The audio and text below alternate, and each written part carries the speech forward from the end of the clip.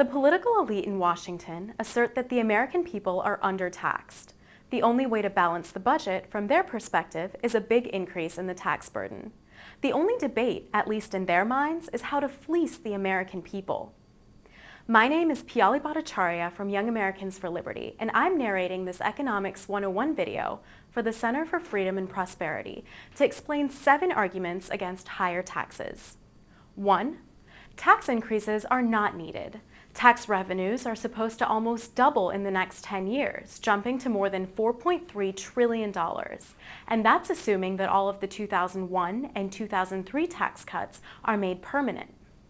And since government spending is currently about $3.7 trillion, all that is needed to balance the budget is to make sure that spending does not increase by more than $600 billion. Politicians could increase spending by about $60 billion each year for the next 10 years and still balance the budget without a tax hike. And if taxes do increase, it simply means that the budget would be balanced at a higher level of spending. 2. Tax increases encourage more spending. There's a debate in the academic literature about whether higher taxes lead to higher spending or whether higher spending leads to higher taxes. This causality debate is interesting, and Richard Vedder of the American Enterprise Institute recently estimated that every dollar of new taxes leads to $1.17 of new spending. But it doesn't matter which way the causality runs. Higher taxes are bad if they cause more spending, and higher taxes are bad if they are the result of more spending. In either case, the spending is only feasible if taxes are increased. Milton Friedman was right in the 1990s when he warned that in the long run, government will spend whatever the tax system will raise, plus as much more as it can get away with. 3. Tax increases harm economic performance. Higher taxes facilitate higher spending, and this hurts economic growth by diverting resources from the productive sector of the economy. But higher taxes also discourage growth by penalizing productive behavior. Higher tax rates on income and wealth creation, for instance, discourage work and entrepreneurship. Likewise, higher tax rates on saving and investment reduce capital formation, reduce productivity, and lower wages. 4. Tax increases foment social discord. Politicians use taxation to create hostility among different groups. The most obvious example is the use of class warfare tax policy. When politicians want more money, they almost always publicize proposals to soak the rich. The only problem, from the perspective of the politicians, is that there are not nearly enough rich people to finance big government.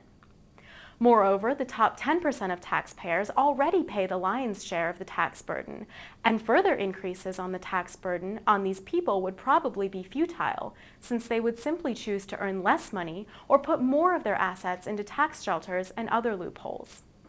This is why the middle class is the ultimate target. That's where the big money is to finance more spending.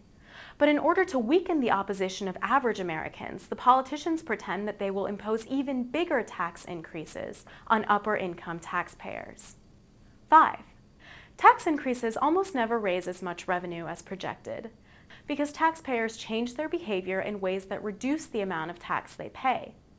This is the Laffer curve, and it simply means that if politicians double a tax rate and think they will get twice as much money, they are sorely mistaken. People will respond by using loopholes or changing the way they earn income, or people will respond by choosing to work less, save less, and/or invest less. The crowd in Washington will probably still get more money, but not nearly as much as they expect. 6. Tax increases encourage more loopholes. Whenever tax rates increase, that means that there's a corresponding increase in the demand for deductions, credits, exemptions, shelters, preferences, and other loopholes. When Ronald Reagan was inaugurated, the top tax rate was at an astronomical 70%. This meant that rich taxpayers saved 70 cents for every dollar of deductions they found. By 1988, however, the top tax rate was down to 28%, which meant that a $1 tax loophole was only worth 28 cents. Tax loopholes require taxpayers use at least some portion of their income in ways that are not efficient. This distorts the allocation of resources in the economy and undermines economic performance. 7. Tax increases undermine competitiveness. Globalization has changed the economic landscape.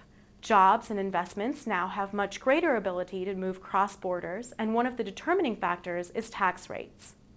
Simply stated, investors, producers, and entrepreneurs care about both earning money and being able to keep the fruits of their labor. Governments now have to compete with each other.